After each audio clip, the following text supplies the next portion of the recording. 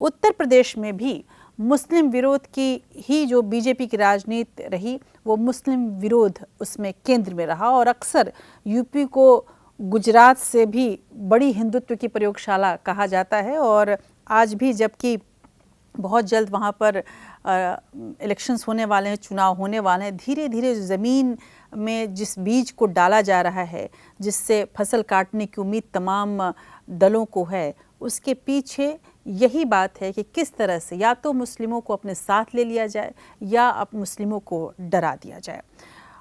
कुल मिलाकर यदि आप यहाँ की राजनीति को देखें तो मौलाना मुलायम से जो शुरू हुई ये राजनीति, उसके पहले से भी हालांकि पृष्ठभूमि बनी रही, लेकिन जब मुलायम सिंह यादव आए, उन्होंने जिस तरह से अपने आप को एक तरह से मौलाना घोषित करने की कोशिश की और उसके बाद उसके विरोध में बीजेपी ने ऐसे नेताओं को उभारा जो बिल्कुल ही मुस्लिम विरोधी थे।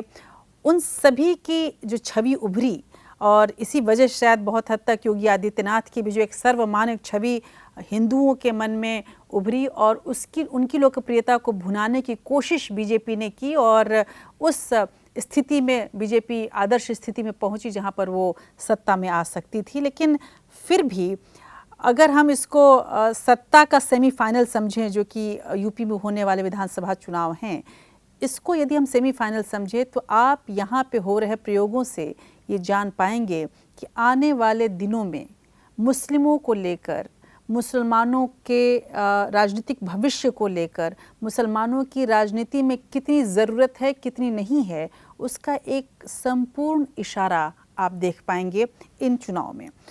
और इसी वजह से हम ये कह सकते हैं कि आज मुस्लिम राजनीति बनाम बहुसंख्यकवाद की राजनीति हो चुकी है और इसका सीधा घाटा मुसलमानों को ही होगा। चाहे वो किसी भी दल को चुनेंगे, वो दल उनका रहनुमा नहीं है, ये उनको समझना होगा। वो दल केवल और केवल उनका उपयोग या दुरुपयोग कर रहा है सत्ता में पहुंचने के लिए। उत्तर प्रदेश में मूक बधिर बच्चों के धर्म परिवर्तन कराने का मामला तूल पकड़ता जा रहा है।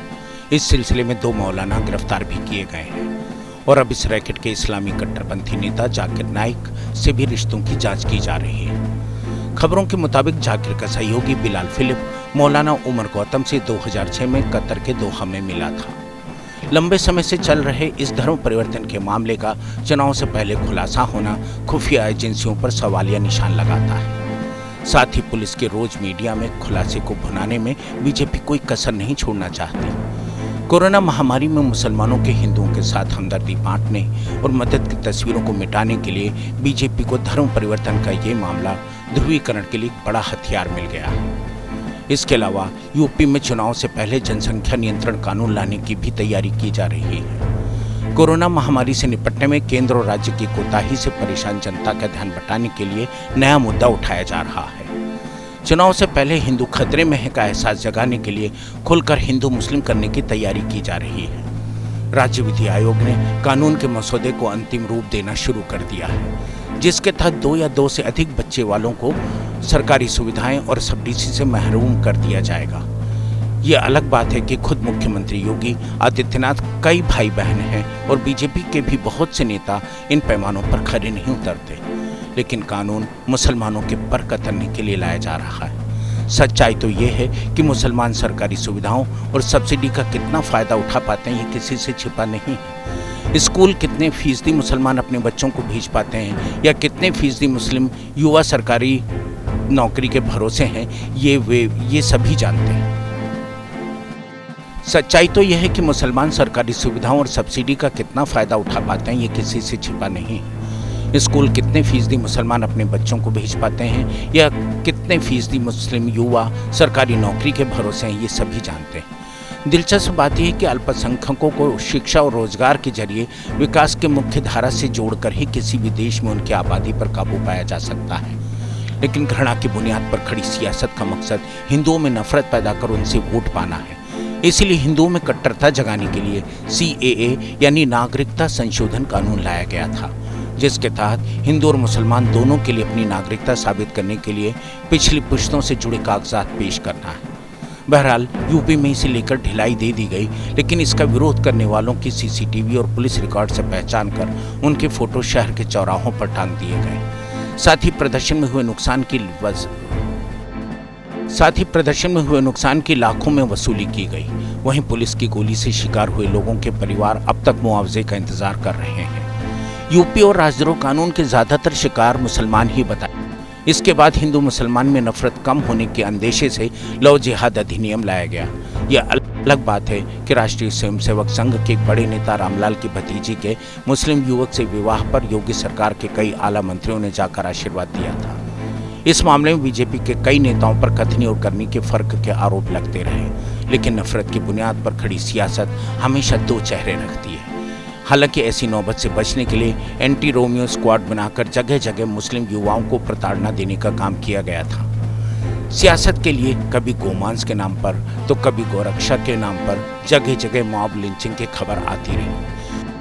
फिर बीजेपी ने अपने तर्कश से एक और अचूक बाढ़ निकाला, वो था 3 तलाक कानून। हिंदू धर्म में महिलाओं के प्रति अन्याय पर चुप रहने वाले, सती प्रथा जैसे पद्मावती फिल्म के खिलाफ हिंसक प्रदर्शन पर मौन सहमति देने वाले लोग अचानक मुसलमान औरतों के सच्चे खैरख्वाह और हिमायती बन गए।